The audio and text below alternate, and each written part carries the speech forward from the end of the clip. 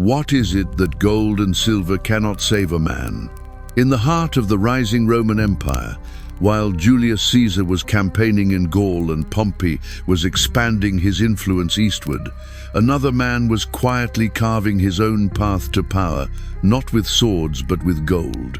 He was Marcus Licinius Crassus, a figure whose career would end in one of the most ironic and grisly deaths in ancient history. To understand this tragedy, one must go back to ancient Rome, where wealth meant power, and where insatiable greed would decide fates with a strange ruthlessness that seemed more symbolic than random. What happens when a man who is not only smart, but also shameless, enters the political arena of ancient Rome? Marcus Licinius Crassus was born around 115 BC into a Roman aristocratic family. From an early age, he showed an unusual inclination, not for the battlefield, but for the market. While other young aristocrats dreamed of military glory, Crassus was fascinated by a different kind of war, a colder, dirtier war, the struggle for property, gold, and power at any cost. His chance to change his life came when the cold-blooded dictator Sulla issued a ban and published a list of enemies of the state, along with the confiscation of all their property. With the eyes of a predator, Crassus saw not a purge, but a treasure. He swept through the confiscated estates, buying them at brutally cheap prices from desperate families who were more concerned with keeping their lives than their homes. Doors. Mansions that were once worth a fortune fell into his hands for a few dirty coins. But Crassus's most villainous masterpiece was not over. He created Rome's first fire brigade, which sounded noble, but was actually a systematic extortion machine. In a city made of wood, where fire was a lurking evil, Crassus trained 500 slaves to be firemen. When a house caught fire, they would immediately appear not to put it out, but to set a price. The owner would either sell the house for a pittance in the midst of the flames, or watch it burn down to the last pillar.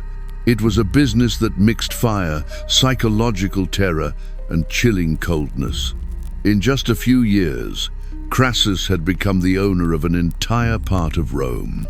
With a fortune of up to 200 million sesterces, equivalent to billions of dollars today, he became one of the richest men in Roman history, if not the richest, not by victory on the battlefield, but by cruelty legitimized under the guise of business. You can buy everything with gold except fame on the battlefield. Marcus Licinius Crassus once declared that a Roman citizen was only truly rich if he could afford to support an entire army from his own pocket.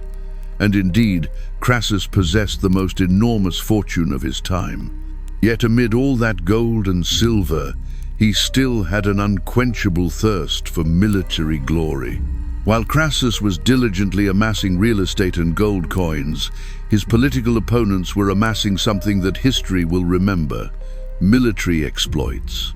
Pompey was expanding Roman territory, bringing back rich provinces from the east.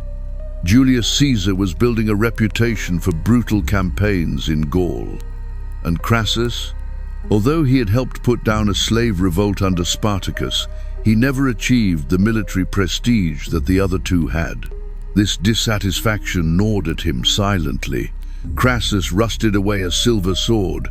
He had all the wealth a man could dream of, but for Rome, the real currency for reputation was blood on the battlefield.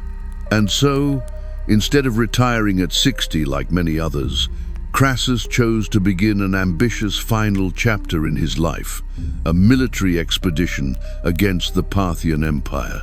Parthia, then an Eastern superpower spanning modern-day Iran and Iraq, was renowned not only for its wealth, but also for its exceptionally skilled troops. Horseback archers who could turn and shoot arrows back at them while galloping. It was from this tactic that the phrase Paththeon Shot was coined. For Crassus, the war against Parthia was more than just a chance to earn more gold. It was his last gamble to win what he had been missing all his life, glory worthy of Pompey and Caesar.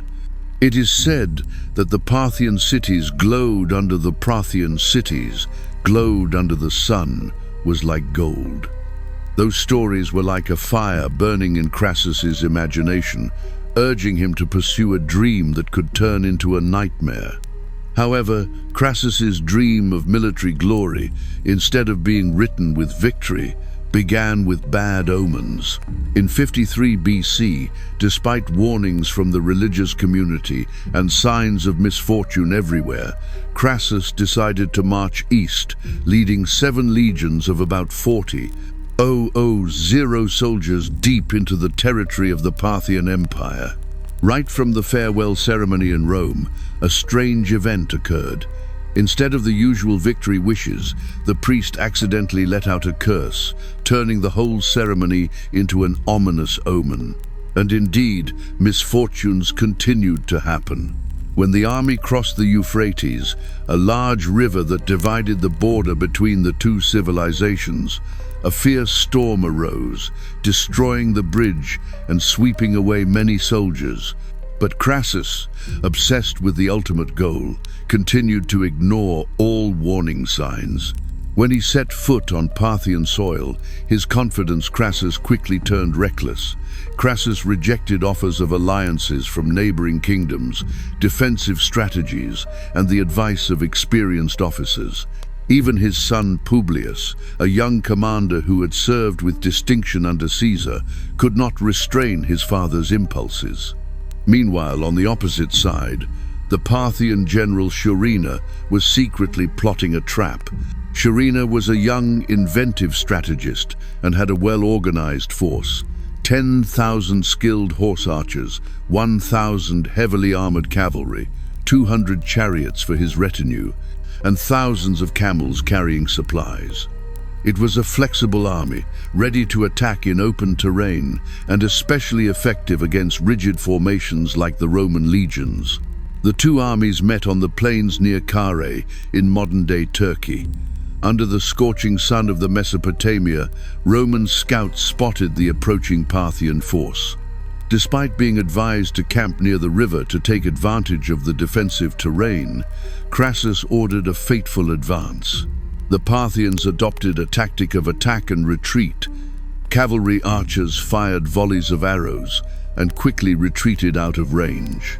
The Romans, known for their tight formations, were rendered immobile targets in the open. The armor-piercing arrows from Parthian bows inflicted constant casualties, sapping morale and discipline in the Roman formation. In desperation, Publius led a cavalry charge into the middle of the encirclement to counterattack. But this was a trap set by Shurina. Drawn too far away from the main force, Publius and his brave soldiers were quickly surrounded, fighting to the point of exhaustion. Badly wounded and knowing he could not escape, Publius asked his guard to end his life to avoid being taken prisoner. Soldier. The Parthians, after cutting off his head, mounted it on a spear and brought it back to Crassus. At the sight of his son's mangled body, displayed as a trophy, Crassus suffered not only a mortal blow to his morale, but also lost his best commander and the last shred of humanity. Crassus could have bought an army with gold, but by the end of his life, no amount of wealth could save him from tragedy. After the death of his son, Crassus was on the verge of collapse. His army was in disarray, surrounded and desperate. With no way out, he was forced to negotiate with General Shurina. And then truth and legend began to mingle. According to many Roman accounts, the meeting between the two sides quickly turned violent. Some say the Parthians tried to capture Crassus, others say it was a misunderstanding. Whatever the reason, Crassus was killed at the negotiating table. But what happened next is what made his name echo through history as a warning. Roman historians Plutarch and Dio Cassius, writing nearly 2 centuries after the event, recounted that the Parthians poured molten gold into Crassus's mouth, taunting him. "You thirst for gold, drink gold." If true, this image would be a perfect tragedy. No one is certain that it ever happened. In fact, the story has more of the trappings of folklore than historical record. Similar executions have been told about other figures, such as Crassus of Lydia. The dramatic details, though untrue, have endured because they are so painfully fitting of Crassus, a man who spent his life chasing gold and who died for it. Many modern historians believe that Crassus was simply murdered and beheaded in a Parthian ritual of punishment for a major enemy. His head was sent to King Orodes II, who was reportedly watching a Greek play when he received the grisly trophy. But whether the story of the molten gold is true or not, it has endured in the collective imagination for obvious reasons. The Romans loved moral retribution. They needed to see greed punished. The disaster at Carrhae cost the Romans 20,000 men. Soldiers were killed. 10,000 were captured. The most sacred legionary eagles were also stolen, a national humiliation that lasted for decades. It was not until the time of Augustus that Rome negotiated to get them back. Crassus's death also marked the end of the first triumvirate. Without him as mediator, Caesar and Pompey soon plunged into a bloody civil war that brought the Roman Republic to the brink of disintegration. And the Parthians, with their victory at Carrhae, entered legend. For nearly 170 years, no Roman general could defeat them completely until Trajan. And Crassus, he became a symbol, not of victory, but of fall, of blind ambition, of a man who had everything except the one thing he craved: immortal glory. Ironically, he achieved immortality, just not in the way he wanted. Reflecting on the life and death of Marcus Licinius Crassus, we see clearly no amount of gold is enough to buy back fate. The man who once owned almost all of Rome could not save his life in the barren land of Mesopotamia. And so, he is not remembered for his vast wealth, but for his bitter end with molten gold in his mouth. Whether it is fact or legend, this image reminds us that unlimited ambition always comes with a price. Crassus knew the price of everything, but in the end, he understood too late. There are things that, if lost, can never be bought back. Are we on the same path?